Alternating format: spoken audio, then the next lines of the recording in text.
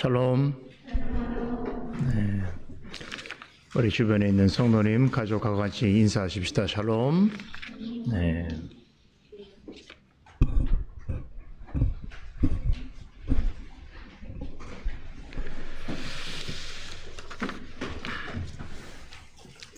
예, 오늘 이 시간 아타나시우스 신조 지난 시간에 이어서 내용을 함께 살펴보겠습니다. 여러분들에게 나눠드린 자료 2페이지입니다. 지난주에 우리가 아타나시우스 신조의 내용을 9번까지 살펴보았지요. 자, 10번부터 2페이지 10번부터 내용을 조금 더 보도록 하겠습니다. 아타나시우스 신조는 우리가 그동안 배웠던 고대 신조, 사도신경, 또 니케아 신조, 니케아 콘스탄티노플 신조, 칼케톤 신조의 내용을 핵심적인 내용들을 잘 간추려서 기록을 하고 있기 때문에 이제 우리가 이 신조를 정리하면서 아타나시우스 신조에 들어있는 내용들을 하나하나 좀 의미를 되짚어보고 또 생각해보는 것으로 고대 신조 해설을 정리하려고 합니다. 우리 10번부터 보겠습니다. 2페이지 10번. 10번 함께 읽어보겠습니다. 성부께서 전능하신 것 같이 성자께서도 전능하시고 성령께서도 전능하십니다. 우리 성경의 창세기에 보면 하나님을 엘샤다이 하나님, 전능하신 하나님으로 묘사하고 있죠. 자, 그럴 때 그 하나님 어떤 분이실까요? 엘샤다이 하나님으로 오셨다고 그랬죠. 그럴 때는 우리는 그 하나님을 성경에는 엘샤다이로 나타났지만 그 엘샤다이 하나님은 성부 하나님으로서도 엘샤다이고 성자 하나님으로서 엘샤다이고 성령 하나님으로도 엘샤다이일 수 있는 것이에요. 그 하나님을 우리가 한 하나님으로 엘샤다이 하나님이다 이렇게 말할 수 있는데 성부, 성자, 성령께서는 위격적인 구별에 있어서 우리가 성부, 성자, 성령이라 말하지만 그러나 성부도 전능하시고 성자도 전능하시고 성령도 전능하신 하나님이에요. 그러나 이 표현이 새 하나님이 전능하다 말 한마디 돼요? 안 돼요? 안 된다는 거예요. 새 하나님이라고 말할 때는 위격적 구별성이 어떻게 되는 거예요? 구별성으로 남는 방식이 아니라 완전히 실체를 구분하는 방식이란 말이에요. 실체를 구분한다는 것은 하나가 아니란 얘기예요. 이해되세요? 우리가 한 하나님이라고 말할 때는 실체에 있어서 존재성에 있어서 하나님은 분리될 수 없다라는 의미이기 때문에 성부, 성자, 성령 이렇게 말할 때에 한 하나님이 전능하시다라고 말할 수도 있겠고 구별된 위격으로서의 성부 하나님이 전능하시고 성자 하나님이 전능하시고 성령 하나님이 전능하시다 말할 수 있지만 이 구별성이 완전히 구분된 새 실체로서의 새 하나님으로 각각이 전능하시다 이렇게 말해서는 안 된다는 거예요. 자, 이제 그런 설명을 하는 겁니다. 11번 보겠습니다. 그렇다고 새 전능하신 분들이 아니라 뭐라고요? 한 전능하신 분이십니다. 11번, 12번 계속 읽습니다. 성부께서 하나님이신 것처럼 성자께서도 하나님이시고 성령께서도 하나님이십니다. 13번 그러나 새 하나님들이 아니라 하나. 그 새 하나님이라고 말하면 큰일 나요. 번역이 되게 어려워요. 우리가 위격적으로 구별된 성부, 성자, 성령을 말할 때에 이것은 새 하나님이라는 개념으로 설명하는 게 아니에요. 이미 새 하나님이라고 하면 하나님이 아니시죠? 성령 분명히 한 하나님이셨는데 여러 신들 중에 있는 또 다른 신으로서의 하나님이라고 생각하면 절대로 안 되는 거예요. 하나님은 한 분이시다. 한 분이시다고 할 때는 실체와 존재에 있어서는 하나님은 한 분이시다. 그러면 왜 성부, 성자, 성령을 말하냐? 한 하나님의 위격성에 있어서의 구별이 있다. 이렇게 얘기하는 거예요. 그러므로 이 구별성은 제가 좀 이따 말씀드릴게요. 이런 지금 설명을 하는 이유가 뭐냐면 위대한 교부인 어거스틴이 이 교리문답, 신조가 만들어질 때에 이미 어거스틴에 의해서 삼위일체라고 하는 신학의 기본적인 틀이 완성된 이후예요. 이 아타나시우스 신조가 만들어진 것은. 그렇기 때문에 이미 앞서 있었던 고대 신조의 내용들이 거듭되어 증보되는 방식으로 아타나시우스 신조가 작성되기도 했지만 그 사이에 오랜 역사 속에서 삼위일체에 관한 신학적 논의가 교회 안에서 계속되었는데 그 논의의 정점에서 그 삼위일체 신학의 정통 신학의 내용을 이 구조적인 틀로서 완전히 정리하는 사람이 나와요. 그분이 바로 어거스틴이에요. 그래서 어거스틴의 해설이 여기에 들어가 있어요. 그래서 제가 조금 이따가 어거스틴이 삼위일체를 어떻게 이해하고 정리했는지를 설명을 드릴 거예요. 그걸 이해하시면 이제 왜 우리의 신학 속에 이런 설명들이 계속 이어지고 있는지를 여러분들이 이해할 수 있을 겁니다. 조금 더 보고 말씀드리겠어요. 자, 14번 읽습니다. 성부께서 주님이시고 성자께서도 주님이시며 성령께서도 자 15번 역시 세 분의 주가 아니시고 자 우리가 주님이라고 할 때는 세 분을 말하면 안 돼요. 하나님이 우리의 주인 되시는 거예요. 그러면 하나님이 주인 되신다고 할 때 성부 하나님도 나의 주인이시고 성자 하나님도 나의 주인이시고 성령 하나님 나의 주인이시다고 말하는 건 문제가 없어요. 그런데 새 하나님이 나의 주인이시다 이렇게 말하면 안 되는 거예요. 16번 읽습니다. 기독교의 진리가 우리로 하여금 각 위가 각기 하나님이시여 주님이심을 고백하도록 하는 것은 뭐라고요? 보편적인 신앙이라는 거예요. 이 보편적인 신앙은 우리가 새 하나님이나 새 주님을 언급하는 것을 어떻게 한다고요? 금지한다. 다신교가 아니에요. 우리는 유일신교예요. 근데 유일신교인 어떤 종교도 있다고 그랬죠? 유대교도 그렇고 이슬람도 그래요. 근데 여기서 빠진 게 뭐예요? 삼위일체라는 개념이 빠져 있어요. 그러니까 우리가 유일신이라고 말할 때는 삼위일체적 유일신 이렇게 말해야 돼요. 삼위일체라는 개념에 근거해서 유일신앙을 말해야 되지 삼위일체라는 신앙을 빼버리면 유일신앙은 뭐가 되는 거예요? 문자적으로 하나님을 얘기하는 거예요. 문자적으로.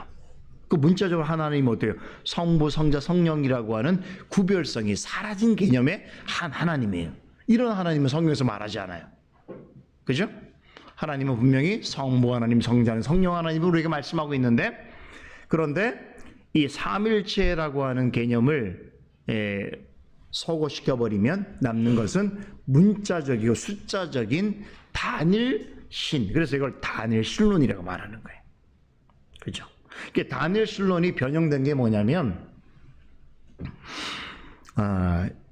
이 양태론이라는 거예요. 양태론이라는 게 뭐냐면 신은 한 분인데 그 한 분이 역사에 따라서 다른 모양의 가면을 쓰고 나타난다는 거예요.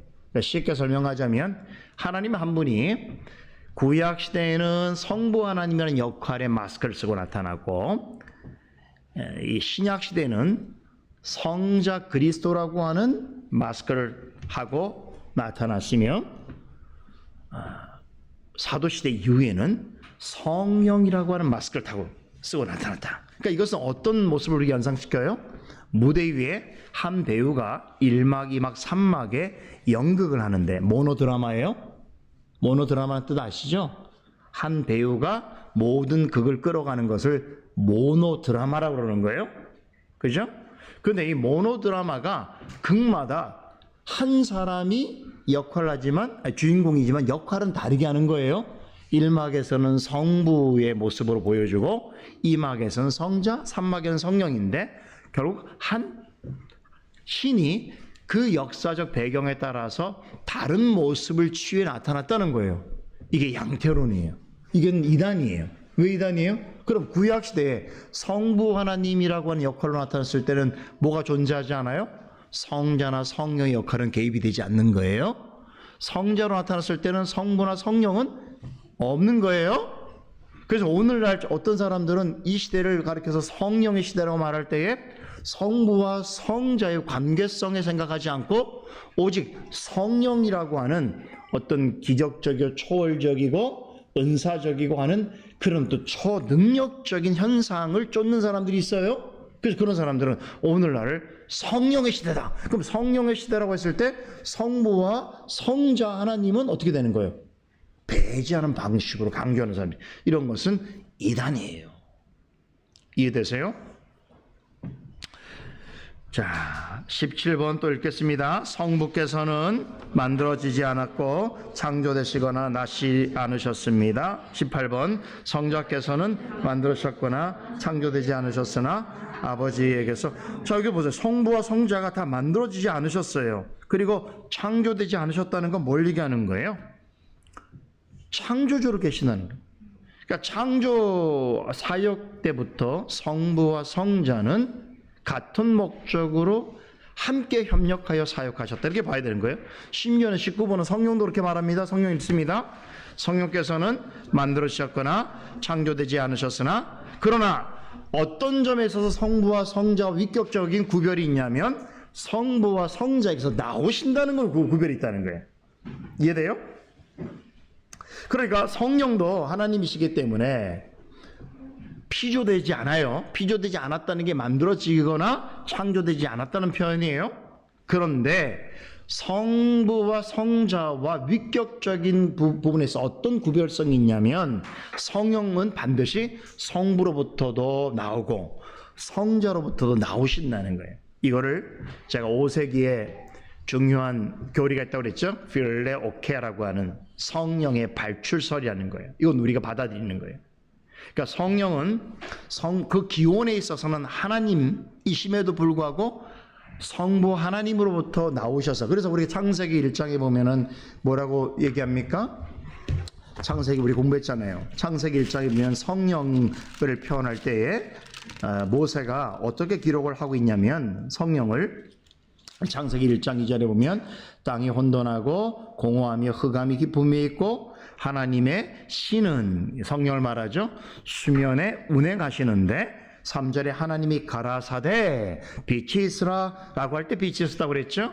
자, 여기 이제 성부, 성자, 성령 하나님의 위격에 있어서의 사역의 구별성이 나타난다는 거예요. 그러니까 성부 하나님은 창조 사역에 있어서 주도적인 역할을 하셔요. 그리고 성자 하나님은 이 창조의 역사를 실제로 만드시는 일을 하시는 거예요. 말씀이 성자죠. 그리고 이 말씀이 효과적으로 모든 곳에 적용이 되어서 성부와 성자에 내리시는 은총과 은혜를 적용하는 사역은 성령께서 하시는 거예요. 그러니까 각각의 위격적인 구별의 사역은 있지만 어떻게 사역하시는 거예요? 함께 사역하시는 거예요. 성령은 특별히 성부로부터 나오시고 성자로부터 나오셔요. 지금도. 그래서 그리스도께서 부활 승천하실 때에 뭐라고 하셨어요? 내가 너희에게 성령을 보내리니, 이렇게 말씀하셨다. 이 땅에 우리 육체적으로 그리스도와 만날 일은 이제 없어요. 언제까지? 우리가 영생하여 영화의 단계에서 우리가 육체의 부활의 몸을 입고 그리스도와 대면할 때, 그때부터 우리는 그리스도와 몸과 몸으로 만날 수 있어요. 그죠? 그 사도 바울이 뭐라고 말했어요? 그때는 우리가 마치 그리스도와 우리를 얼굴과 얼굴을 맞대고 보는 것처럼 보게 될 거라 말씀하셨죠? 그죠? 근데 그 전에는 그리스도는 육체적으로는, 육신의 몸으로서는 어디 계신다고요? 하늘 우편에 계셔요. 우편이라고 하는 건 하나님의 새 보좌의 꼭 오른쪽에 앉아 계신다는 의미가 아니라 무슨 뜻이에요? 하나님으로부터 모든 권세를 위임받은 자로 계신다, 이런 뜻이에요. 그 권세는 어떤 권세요? 세상을 다스릴 권세, 세상과 교회를 다스릴 권세, 또 심판주로 오실 권세, 모든 것들을 판단하실 수 있는 왕으로서의 권세를 가지고 계신다는 거예요. 그죠? 그러니까 그 그리스도, 바로 부활의 몸을 입고 육신을 가진 상태에 있는 그리스도는 우리가 이 땅에서 만날 이유가 없어요. 왜냐하면 그리스도께서 하늘 올라가실 때 우리에게 뭐를 보내신다고 그랬어요? 성령을 보내셔서 성령으로 우리에게 말씀 가운데 진리로 나오게 할 것이고, 진리를 깨닫게 할 것이고, 진리 안에 살게 하시기 때문에 이제 우리는 그리스도로부터 나온 영, 나오시는 영, 곧 그의 영이시면서 아버지의 영이신 성령으로 인하여 우리가 눈으로 경험적으로 성부 하나님께서 창조하신 역사를 경험하지 못했고, 그리스도께서 십자가에 죽으신 우리 모든 죄를 사하시는 것을 우리가 직접 경험하지는 않았지만 성부의 영이시요 동시에 성자의 영이신 성령께서 우리 안에 계셔서 우리에게 보증하시는 역사를 통하여 믿음 가운데 보지 않고 경험하지 않은 일을 본 것 이상으로, 만진 것 이상으로 확실하게 알게 된다는 거예요. 이게 하나님께서 우리에게 하나님의 세계를 이해하게 하시는 독특한 방식이란 말이에요. 이건 사람의 지식으로 되는 것이 아니고 사람의 경험으로 되는 것이 아니라 오직 그리스도 안에서 성령으로 말미암아 우리에게 선물로 주신 믿음으로 가능하다는 거예요. 이 믿음을 가진 사람만이 믿음으로서의 삶을 살아갈 수 있는 거예요. 우리가 이 말씀도 다 믿음으로 이해하는 거예요. 20번부터 23번까지 계속 읽어봅니다. 그러므로 한 성부이시지 새 성부가 아니시고 한 성자이시지 새 성자가 아니시고 한 성령이시지 새 성령이 아니십니다. 성삼위 안에 먼저 되시거나 나중 되신 분이 있지 않고 크고 작은 분도 없으시며 삼위께서는 서로 동일하시며 동등하셔서 위에서 이미 말한 바와 같이 한 분 안에 계신 세 위께서 그리고 세 위로 계신 한 분 하나님은 경배를 받으실 만합니다. 그러므로 구원을 받은 사람은 삼위일체 하나님을 이해합니다. 굉장히 중요하죠. 그래서 23번까지 삼위일체론을 정리하게 되는데 21번 다시 가면 성삼위 안에 그 삼위의 존재라고 하는 것이 삼위라고 하는 구별성이 있긴 있지만 먼저 계시거나 나중 되신 방식처럼 다시 말하면 누가 더 위고 누가 더 아래고 하는 그런 관계로 있지 않다는 거예요. 누가 더 큰 분이고 누가 작은 분이고 하는 방식이 아니란 말이에요. 왜 그렇습니까? 성부, 성자, 성령의 위격적 구별은 한 본체 안에서는 동일하기 때문에 그렇죠. 동등하기 때문에 그래요. 이걸 웨스트민스터 신앙고백서도 우리가 통해서 고백하는 거예요. 한 하나님, 실체에 있어서 한 하나님은 보세요. 능력과 권능과 영원성에 있어서 동등하시다라는 게 우리가 웨스트민스터 신앙고백서에서 말하고 있는 삼위일체에 대한 우리의 신앙 고백이어야 되는 거예요. 그러므로 우리가 이 말씀을 따르면 성자가 성부의 피조된 존재여서는 안 되는 거예요. 비록 우리가 순서상으로는 영원한 하나님의 작정 속에서 이 세상에 되어진 방식으로는 순차가 있어요. 다시 말하면 하나님이 먼저 계셨고 그 성부 하나님께서 성자 그리스도를 이 땅에 보내심으로 이 땅에 오셨기 때문에 나신 자라고 말할 수 있어요. 그 나셨다는 것이 시간의 역사 속에서 하나님께서 구원에 계획하신 것을 적용하는 순차에 있어서는 뒤에 오셨다고 말할 수 있지만 뒤에 오셨다고 해서 성자 그리스도가 성부 하나님께 종속되거나 피조된 존재라고 봐서는 안 된다라는 게 성경의 가르침입니다. 그 그리스도는 몸으로 오신 건 2000년 전에 오셨지만 그의 영원한 신성은 언제부터 계셨다고요? 세상이 창조되기도 전에 삼위 하나님으로부터 동등한 존재로 계셨다는 게 성경의 가르침이란 말이에요. 이해됩니까? 이러한 삼위일체에 대한 이해를 갖지 않으면 계속 그리스도는 어떤 존재가 되는 거예요? 지금 자유주의자들이 말하는 것처럼 혹은 여호와 증인들이 말하는 것처럼 그리스도는 피조된 우리와 성령이 같은 존재이나 성부 하나님의 뜻을 좀 더 우리보다 확실하게 진정성 있게 따르려고는 우리의 인간적 모범으로서의 영적 지도자를 받게 되지 않는 거예요. 그런 것은 성경에서 가르치지 않는 거예요. 그게 바로 기독론에 있어서 큰 이단이에요. 이해되시겠어요? 그러니까 우리가 우리의 생각에 따라서 얼마나 편리하게 이해하는가, 그리스도를 얼마나 우리의 수준에 높이는가, 이런 것이 성경에서 가르치는 신관이 아니에요. 성경에서 말하는 가장 중요한 신론은 성경에서 어떻게 가르치냐를 우리가 받아들이는 거란 말이에요. 그죠? 그래서 여기까지 여러분의 말씀을 드리고 이제 24번부터는 이제 그리스도에 대한 이해를 우리가 설명하는데 여기 전에 오늘은 남은 시간은 제가 아까 앞서 말씀드렸는데 아타나시오스 신조에 나타난 이런 삼위일체적인 설명은 앞서 우리가 고백했던 정통 신조의 내용을 다시 한번 확인한 그런 방식도 있지만 더 중요한 것은 이런 신조가 작성되어지는 과정 속에서 정통 기독교의 신론의 가장 독특하고 완성도 높은 이 삼일체라고 하는 그 신론에 대한 이해가 교부들 사이에서 오랜 논의 속에서 진행되다가 이미 정리가 됐어요. 그 역할을 하신 분이 바로 어거스틴이에요. 그래서 이 설명은 어거스틴의 삼위일체론을 그대로 반영하고 있다는 게 되게 중요한 거예요. 그렇다면 우리가 여기서 하나 공부해야 되겠죠? 도대체 어거스틴의 삼위일체론은 무엇인가? 어거스틴이 삼위일체를 어떤 방식으로 정리했는가? 이것은 굉장히 중요한 이해가 되는 거예요. 와, 어때요? 중요하겠죠? 여러분이 주일 아침에서 엄청 중요한 걸 배우는 거예요, 지금. 엄청 중요한 걸 제가 여러분들이 전달하니까 막 제가 힘이 나죠? 인간적 얘기하면 별로 재미가 없어요. 그런데 그 성경에서 말하신 가장 중요한 진리의 골자, 그 핵심이 되어지는 하나님에 대해서 이야기하는 건 너무너무 반가울 뿐만 아니라 정말 중요한 이야기가 되기 때문에 그래요. 우리에겐 그래서 스승이 되게 필요해요.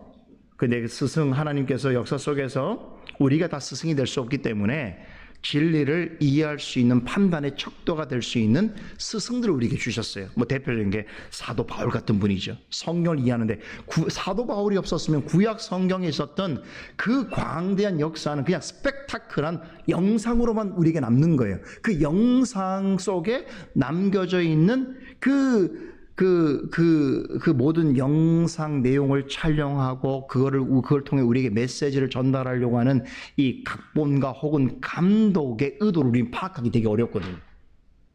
그걸 신약 성경을 통해서 구약의 영상들의 주석을 다는 거였어요.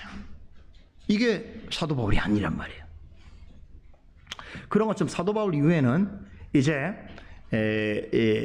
특별히 신론에 대한 신학적 토론이 이단들의 우죽순 나타나게 되면서 자연 속의 교회 안에서 나타나게 됐는데 그때에 이런 여러 교부들도 있었습니다만 특별히 어거스틴이라고 하는 교부 중의 교부인 이 사람을 통해서 특별히 삼일체에 관한 정통교회가 판단해야 될 기본적 척도가 정리가 돼버려요.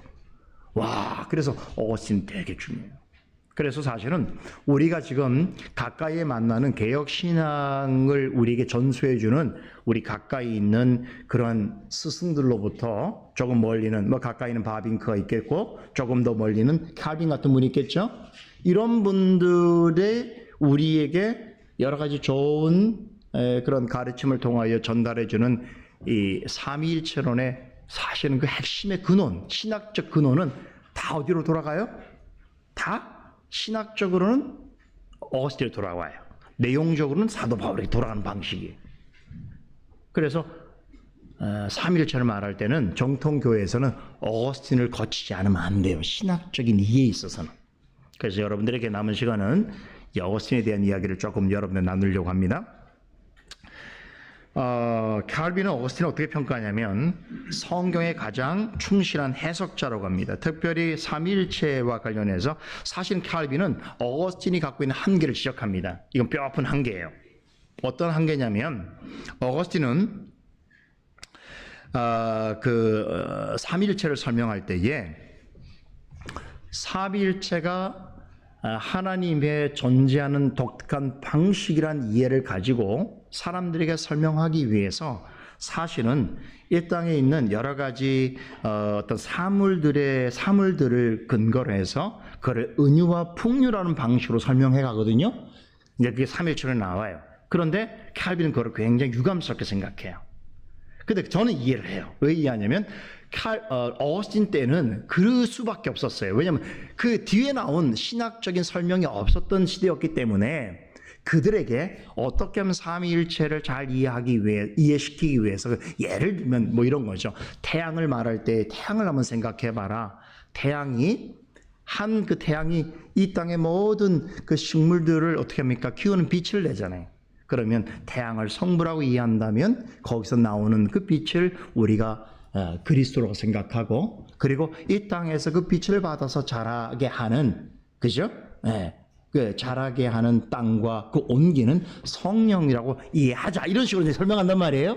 그러니까 이런 설명조차 그건 되게 유감스러운 겁니다라고 칼빈은 지적하지만, 그럼에도 불구하고 어거스틴이 삼위일체에 있어서 그 신학적 원리로서 설명한 부분은 매우 충실하다고 생각하고 자신의 모든 삼위일체로는 어거스틴의 신학을 따른다고 그는 밝힙니다. 또 헤르만 바빙크 같은 경우는 어거스틴을 어떻게 평가하냐면, 어거스틴 이후에 삼위일체의 개념에 있어서 발전이 있었으나 그의 삼위일체론에 새로운 요소가 더해진 것은 없고 삼위일체에 대한 정통교의 이해는 모두 어거스틴의 그늘 아래 있다, 이렇게 평가할 정도로 말이에요. 자, 어거스틴이 쓴 3대 저서가 있습니다. 3대 저서 뭘까요? 하나님의 도성, 신국론이라는 책이에요. 두 번째는 바로 참회록, 고백록이라는 거예요. 오늘 제가 강설 시간에 이야기할 거예요. 여러분 미리 좀 들어보시는 거예요.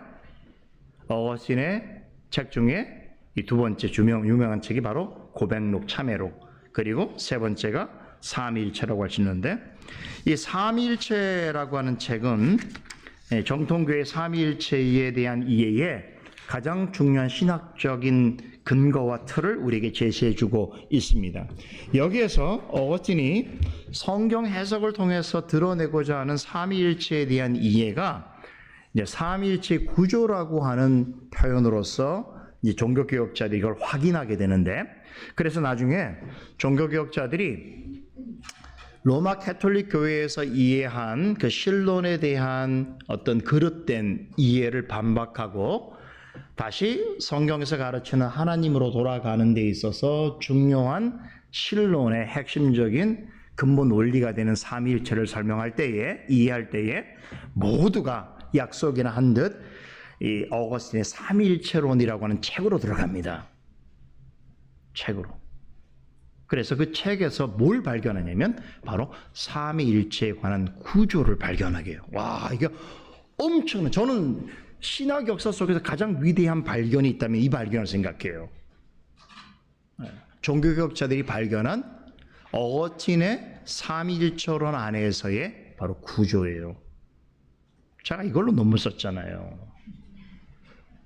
그래서 제가 잘하는 거예요. 이렇게 공부를 하면 돼요.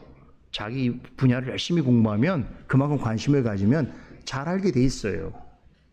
저는 이 내용을 제가 처음 만났을 때 신학교에서 저는 정말 충격이 컸어요.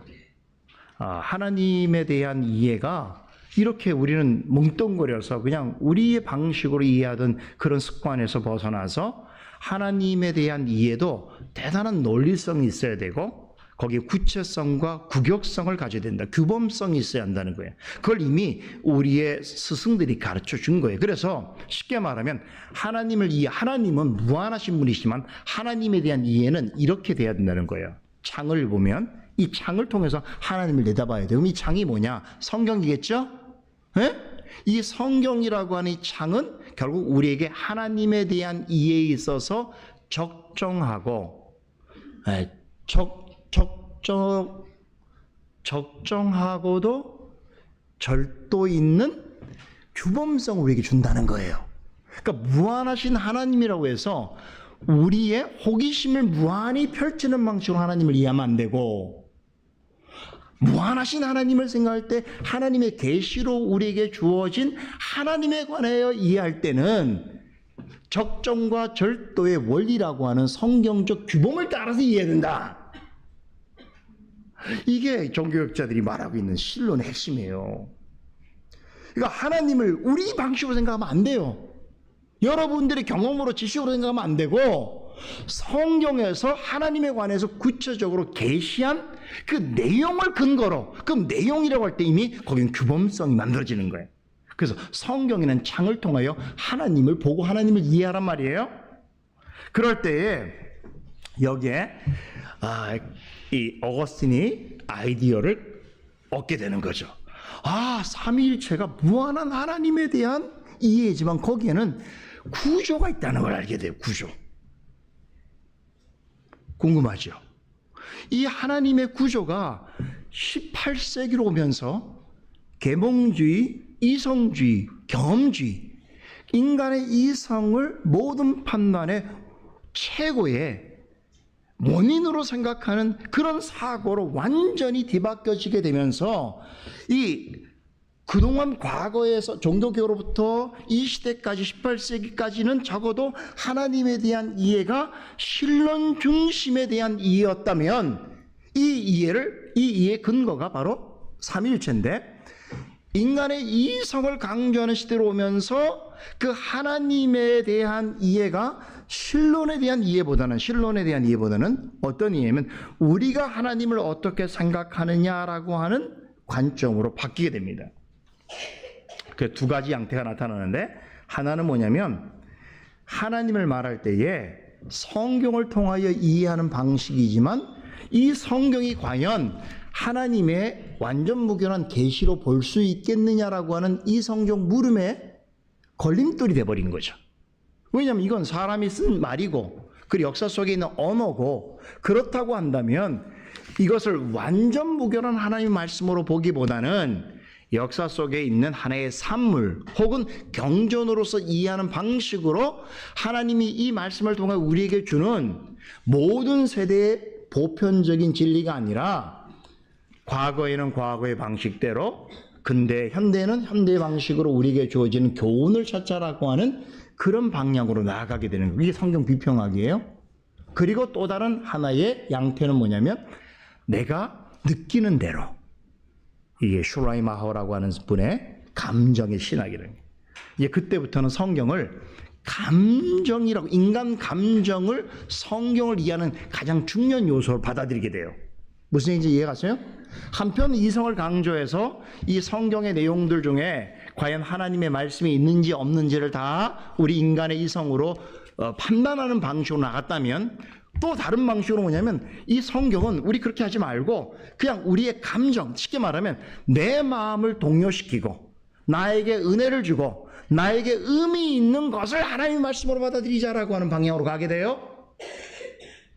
여기서 나오는 게 이제 경건주의라는 거예요. 그러니까 겉으로는 경건주의가 굉장히 좋아 보이잖아요. 경건한 신앙을 찾는 것처럼. 근데 경건주의의 핵심은 뭐냐면 성경의 계시를 통해서 하나님을 이해하는 방식이 아니라 내 안에 있는 내면적인 그 신을 추구하는 마음속에 있는 그 빛, 거룩한 열정, 거룩한 정서, 그게 신앙의 핵심이 돼버리는 거예요. 그죠? 예, 이런 속에서 뭐가 무너지겠어요? 삼위일체에 대한 구조적 이해가 완전히 와해돼 버려요. 그래서 18세기부터 그 이후부터는 삼위일체는 교회에서 강조되지 않아요. 이해돼요?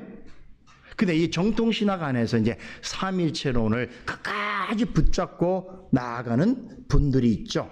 그 대표적인 분이 헤런 바빙 같은 분이에요. 그래서 이분이 그 유럽의 무너진 교회에 무너진 그 신학의 역사를 다시 재건하고 올바른 방향으로 가기 위하여 개혁 교의학이라는 책을 쓰는데, 그 책에 있어서 이 삼위일체론에 대한 역사적 설명을 쭉 하고 나서 어거스틴이 말한 삼위일체의 구조에 대한 이해를 다시 재생시켜요.